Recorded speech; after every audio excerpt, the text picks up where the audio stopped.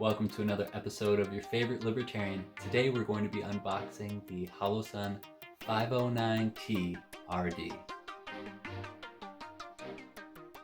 I was very excited to get this because one, I've been looking for it for a really long time, but two is because I own the 512C from HOLOSUN, which is awesome. There's going to be a whole nother review, longer term review on that because I've owned it for quite a while and love it. But this is essentially a shrunken down version for a handgun of the 512C. So the 509T RD, it has similar, I'll say, not exactly the same options for the reticle, but similar battery life. A lot of the functions are going to be the same. If you're used to the 512C, this will be very familiar to you when you get it, if you can find it. And these are just going to be my initial impressions, my initial pros and cons unboxing, because I just got this. I haven't mounted this to anything yet, but what I'm going to try to do is cover things that I haven't seen in other videos. Because this has been around a while, there have been a lot of initial videos on this before they came out with the RMR plate for this, which is what's included in the box now. Before it was the GLOCK MOS plate, so all the reviews pretty much I've seen have just been on that thing. So I'll be doing a very in-depth portion of this video on the plate, how it mounts to the plate, how it attaches to the pistol in general, and then once I have my plate back, or not my plate back, my slide back from Black Phoenix Customs, I'll be showing you how it attaches to that, and then I'll do a follow-up video with long-term testing, show you the Glock 19 all updated and upgraded, because that'll be a whole nother video. So from this video, I'll have a 512C review.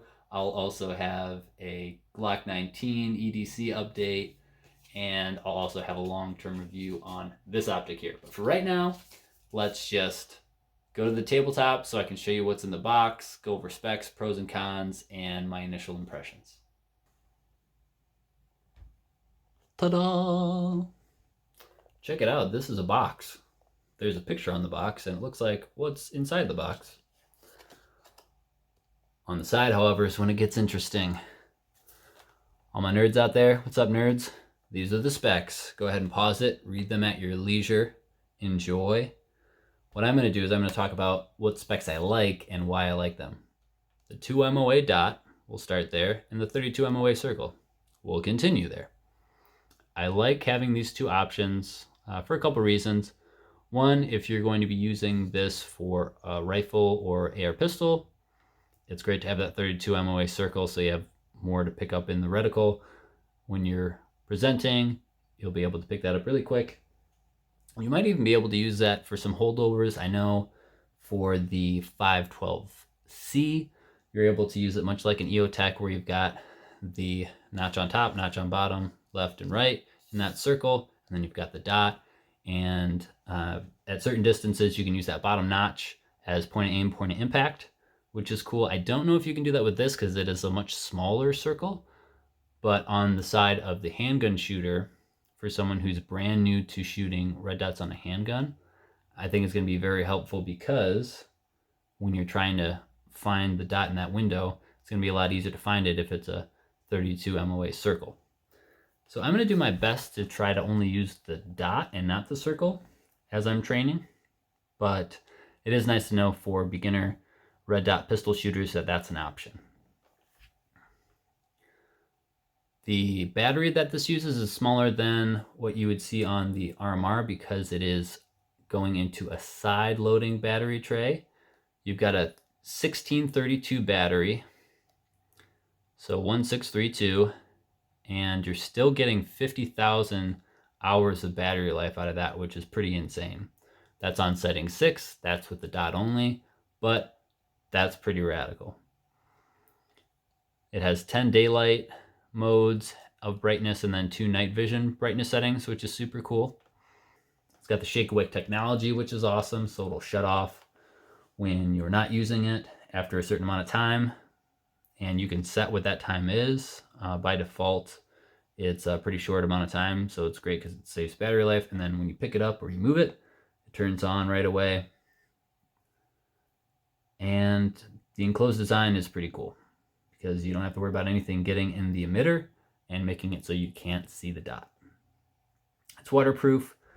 It's got the RMR plate included, which is super cool. I will be talking about this RMR plate, giving you some close-ups on it and showing you how it attaches. So without further ado, let's open the box. Opening the box. We're opening the box. Opening the box. Oh yeah. Ooh, sha. Got some nice foam padding here. Safety first. Got our manual and instructions. Very nice. Some really good illustrations in here. Silica packet. Do not eat this. I know it's tempting, but don't. Nice microfiber cloth for cleaning the lenses. We also have 2 screws for the plate. These are the star-shaped pattern. There's a tool that comes right here for you to screw those on, and also adjust this. And it's also going to let you adjust your windage, your elevation and your windage with this flathead. And this flathead is also going to work for the battery tray. 1632 3-volt battery. The optic itself.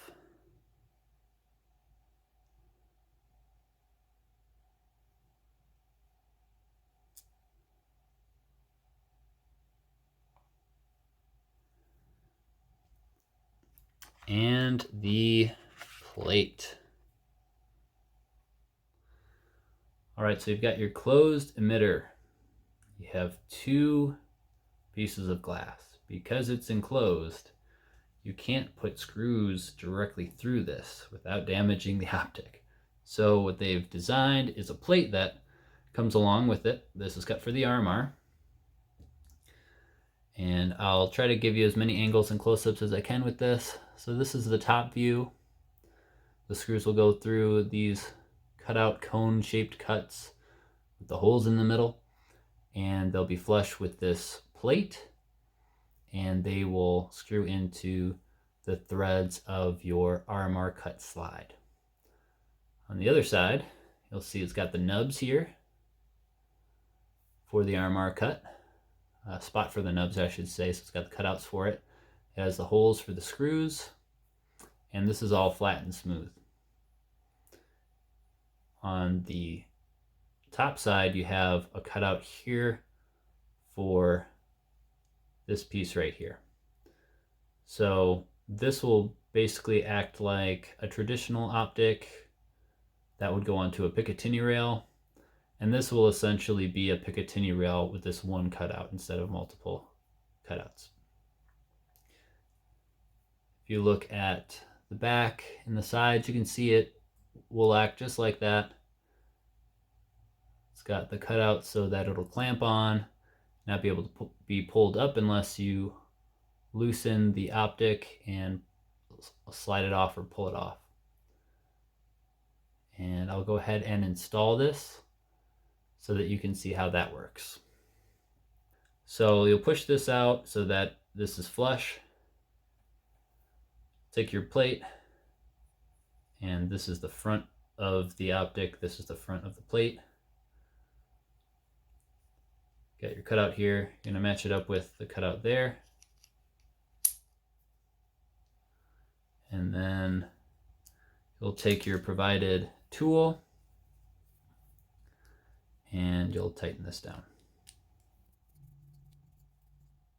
So now you can see it's attached. There's what you'd be looking at when you're holding the gun. There's how much of a difference is there is from the side view for height. So it's pretty negligible. As the front, you can see that the stud does stick out a little bit from the front of the optic. So it's a little bit shorter than what an RMR would be. And then the rear is flush. So that's how the plate works. If you have any other questions on the plate, let me know. But it should be a pretty straightforward install for you. And there are your promised close-ups of the plate and how it attaches. Let's install the battery, shall we? I think this is normally mundane, but important to note in this case because the battery, you would think would be the battery having all the lettering and the wording on top being the top, but it's actually reverse. So if you actually want this to turn on, one, you'll take this little flat head and you'll unscrew this tray. So you can open this tray up. Something that you might want to note as well is that this screw is not a captured screw, so it can fall out if you don't hold it in there. So keep that in mind. If you're in the field and you're taking this apart, just keep it upright so that it doesn't slide out. And you're going to take your battery and you're actually going to have it upside down in the tray. And then you'll slide it in like so.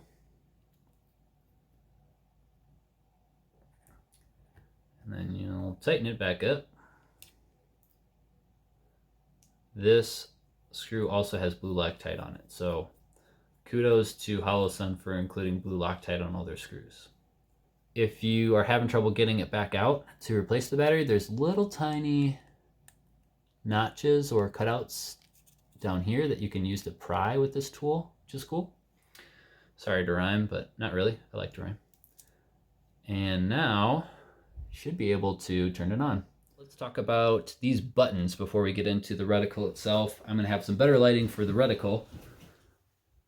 Before that though, let's talk about what these buttons do, because these two buttons allow you to set everything in the sight.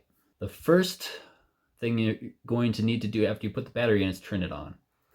And it's pretty foolproof. You can either press and hold the plus button or press and hold the minus button and it will turn it on. So can't really screw that up.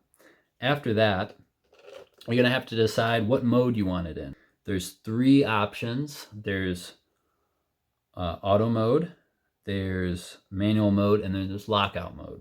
Auto mode is what it is set to by the factory when you turn it on, and it operates with the solar cell and the internal battery. It's a two-way power supply. It's based upon the ambient lighting level that is sensed by that solar panel. What it does is it says, all right, I'm in auto mode, so I'm going to figure out how much light is out there, and I'm going to power the whatever setting this is on for brightness. I'm going to power that with this, and if it's brighter outside, I'm going to turn that brightness level up. If it's not as bright outside, I'm going to turn that brightness level down. Once this solar panel recognizes there's not enough ambient light to power the sight on its own, it's going to switch to the battery, and then the battery is going to power it. Once it switches to the battery, you can then use these buttons to adjust the brightness. If you want to get out of auto mode and go to manual mode, which is what most people do for various tactical reasons, but if you want to switch to manual mode, you'll press and hold the plus button for 3 seconds, and then the reticle will blink once. Once you do that, you're in manual mode, and it's pretty straightforward on how to change the brightness settings from there. Plus will make it brighter with clicks, minus will make it less bright with clicks, and you have 12 total brightness settings, 2 of which are night vision, and then the rest are just daytime brightness. So you can set those. It automatically is going to have a memory function in here, so the last time that it was on a particular setting for brightness with the shake awake technology, once it turns back on and powers on, it'll remember the last setting, and then it will automatically go back to that brightness setting when it turns back on after it's shook awake. So that is pretty cool. If you want to get out of manual mode and go to lock mode, you can. And before we get to that, let's talk about why you might want to go to lockout mode. So these buttons being here, you have to really press them to click them, and they're audible tactile clicks. These buttons are really good. But if you are carrying this in a holster or you're running it in a class, you might accidentally have this pressed up against something, or accidentally press this button when drawing or reholstering or whatever, and you might change the settings inadvertently. So lockout mode makes it so that if you press one of these buttons, it's not going to do anything because it's locked out. So to do lockout mode, similarly, you would press and hold the plus button for 3 seconds, and then that would put you in lockout mode. And once you're in lockout mode again, press these buttons, it's not going to do anything. To get out of lockout mode, you'd press and hold the plus button for 3 seconds, and it would go to auto mode, and it would cycle through those 3 modes every time you do that, and the reticle blinks once. So pretty straightforward there, pretty easy to remember. That's how you do the operational modes. Now we're going to talk about the sleep timer settings. So there's 4 modes for the sleep timer settings. There is the 10-minute mode for sleeping, and that is what is default, meaning the shake awake technology, after 10 minutes of it not moving at all, the emitter will shut off. And then once it's shook awake, or as the kids say, woke, then it will turn the emitter back on. So that helps conserve battery life. It's a super cool feature. And then the second option is, instead of 10 minutes, you can have it for an hour. So after it's not been active for an hour, it'll shut off. The third option is 12 hours. And then the fourth option is never shutting off, never sleeping at all. So much like an aim point, you have the battery in, it's on constantly, and once the battery dies, that's when it shuts off. Those are the sleep modes. To get into the sleep modes and change those from the 10-minute default, you would press and hold the plus button for 10 seconds this time instead of 3, and then it would go into that mode, and then the plus and minus would get you through the different times. And the LED will blink as follows for one time. So if it blinks once, then it will be 10 minutes. If it blinks twice, then it will be 1 hour. 3 times it'll be 12 hours, and 4 times it'll disable the sleep mode altogether. Once you press and hold the plus and the minus button simultaneously, that'll save the setting and power off the site. So that's how you adjust the sleep modes. If you have any questions, let me know in the comments below on that. But it's pretty straightforward in the manual. Once you get it, you'll be able to set that pretty easily. For me, I'm just going to keep it at the 10 minutes because I want it to shut up as soon as possible, because I have another HOLOSUN with this technology, and I trust the technology to turn on right away when I pick it up. So I'm not concerned about not having it powered on when I present it. One other thing to note about this site that's pretty cool, we talked about the memory function. So whatever this was set at last, it'll remember that when it powers back on. There's also a low battery warning. So if you're looking through the reticle or through the glass and seeing the reticle, there's a low battery warning if the battery voltage is below 2.2 VDC. Once it gets to that level, the reticle will blink slowly. So it'll constantly blink slowly, letting you know it's time to change the battery, which 5 years later, if you haven't changed it already, then it'll let you know. And I'll typically, for rifle optics, I'll carry the battery in the pistol grip, Magpul holder thing. So I'll always have that if I need it, if I'm taking it to a class. And then, of course, if this is what I'm EDCing, I'm going to have that battery on me, probably in my watch pocket for those little old-timey watches for the jeans. That's what that pocket is originally for, FYI. I'll probably keep it in there, so if I ever need to change it in the field, I'll have it on me. And again, that's a 1632 3-volt battery. So now we'll go ahead, we'll get some better lighting so I can show you the reticles. We'll change them around a little bit. To change the reticles, you'll just press and hold the minus button for 3 seconds, and that's what changes those reticles. So we'll show you that in a sec. All right, there's your dot. That's on setting 6. Super crisp. Barely any bluing at all. And then I'll press and hold the minus button to get it to that 32 ring. And there is your ring. Pretty cool. Camera isn't really doing it justice. It's actually a lot more crisp and clear in real life, and you can hardly see any bluing. This is not a comparison video, but if it was, this would be the size comparison between my 509T and my 512C. This is the 512C. As you can see, battery trays are in the same exact spot. The windage adjustment is in the same exact spot.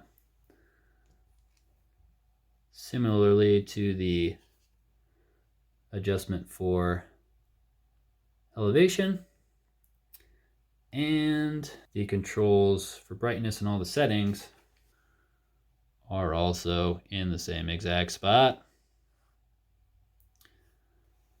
So if you're familiar with this already, you'll be familiar with this. Only change you should really notice, besides the size of the reticles, are that you have less reticle options with this. This one you have the 3, you have the dot itself, the dot and the circle, or just the circle without the dot. This one is dot or dot with the circle. Just a quick comparison. As you can see, they're a little different in size.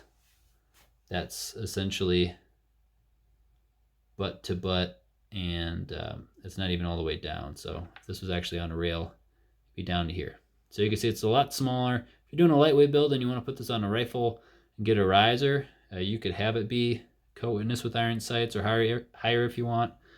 But that's just to give you an idea of the size difference and where all the controls would be in relation to the 512C. Well, it's going to wrap things up for the 509 TRD. These are only my initial impressions. I haven't had a chance to test this at all yet, but initially, I'm impressed. It's very, very capable, it seems like, for the size. It's pretty awesome.